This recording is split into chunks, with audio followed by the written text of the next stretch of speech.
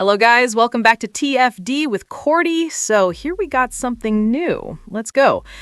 I've got to say, the fact that the Indiana Fever went this long without having someone in this role is absolutely mind-blowing. We're talking about a franchise that drafted the most valuable player in women's sports last year, the biggest name, the biggest draw, the face of the league, and yet somehow they didn't have this crucial position filled? That's beyond belief.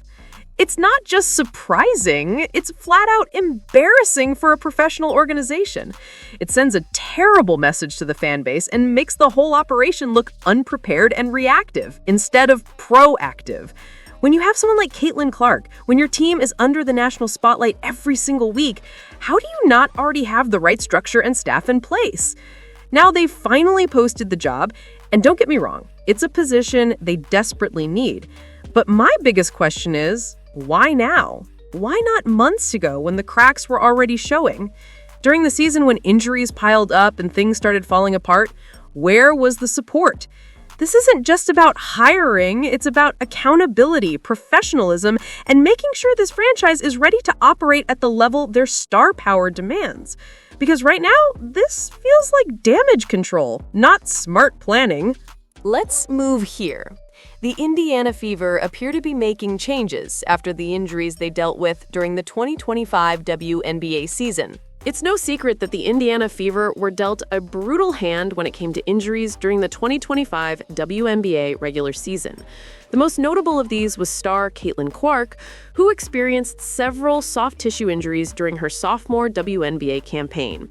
She suffered 2 relatively minor quad injuries that kept her sidelined for a couple of weeks early in the season, then a minor groin injury that kept her out for another couple of weeks, and later suffered a more serious groin injury on July 15th.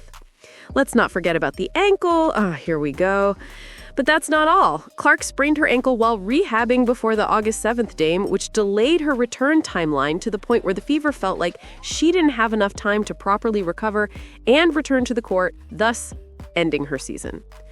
Clark was far from the only Fever player who got hurt, as 4 others, Sophie Cunningham, Sydney Colson, Ari McDonald, and Chloe Bibby, all suffered season-ending injuries in the final 2 or so months of the season. Damaris Dantes missed the playoffs because of a concussion. It's still unclear where that concussion came from. I mean, the phantom concussion, nobody knows. I still never saw exactly when that happened or on what play. Nothing.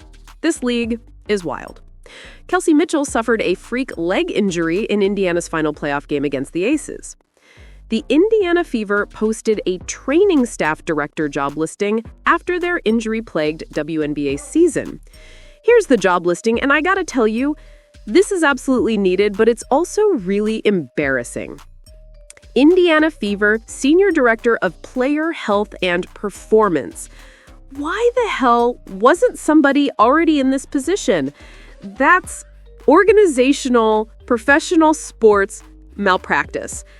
Frankly, it shows a lack of seriousness, and I would assume this should fall back on Stephanie White and Amber Cox for not demanding that this position be filled, seeing the obvious need for it, really going all the way back to last year. Forget about it. Christy Sides or someone in the organization should have made sure this role was on staff the moment Caitlin Clark got drafted.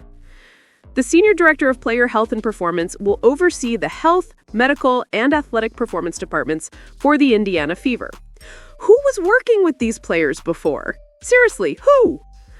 They are responsible for providing professional athletic training and physical therapy care for Fever players and staff, overseeing the medical and athletic performance departments, including the full-time sports performance coach, athletic trainers, physical therapists, massage therapists, nutritionists, chiropractor, and interns.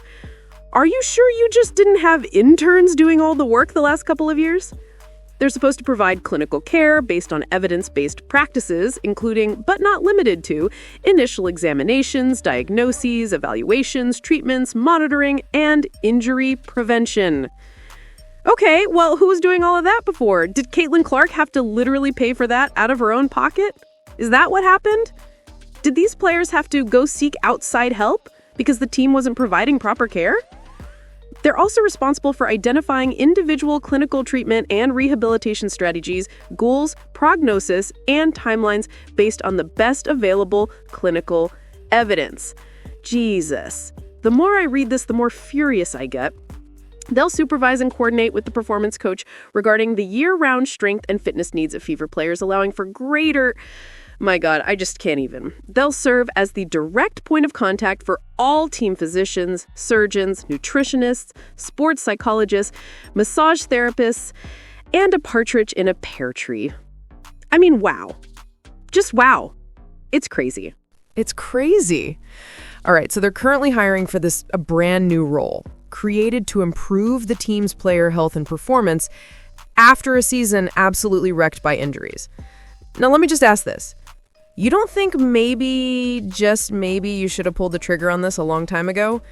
Nothing back in June made you go, you know what? Maybe we ought to get somebody in here. Stat.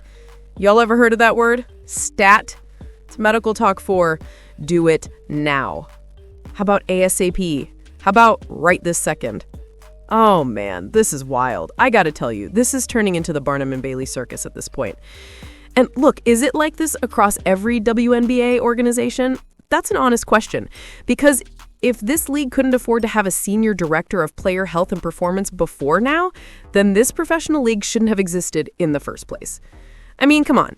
This just proves what I've been saying for a while. Some of these operations are still running like small market minor league teams. And if you've watched some of the broadcasts, you know exactly what I'm talking about. Sometimes it feels like you're watching a AA baseball game on local TV. That's the vibe.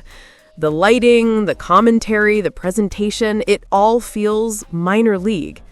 And I'm sitting here thinking, this is the WNBA, the highest level of women's basketball on the planet, and you've got the most valuable commodity in women's sports in Caitlin Clark. Yet you didn't think to hire a qualified medical and performance director until after the season ended? Not even during the season, after. Like, hello, it's October 25th.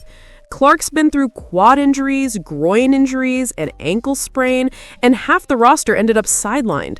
And you're just now realizing, maybe we need a medical structure in place. That's not just late, that's organizational negligence. Honestly, this should have been done the second Clark was drafted. You've got a once-in-a-generation talent walking through your doors, and you didn't even have the proper infrastructure to protect her body or the rest of your players? It's embarrassing. Not just for the Fever, but for the league as a whole. Put it this way. If the Fever front office showed up to work tomorrow wearing clown wigs, red noses, and those giant floppy shoes, I wouldn't even blink. Just line them up, one by one, and watch them all pile out of that tiny car. Honk the horn, hit the circus music, because that's exactly what this situation looks like right now. This whole thing is a joke and not the funny kind. It's a wake-up call for the WNBA. Anyway, tell me what you think. Drop your thoughts in the comments, and as always, thanks for watching the show. Don't forget to like, comment, and subscribe.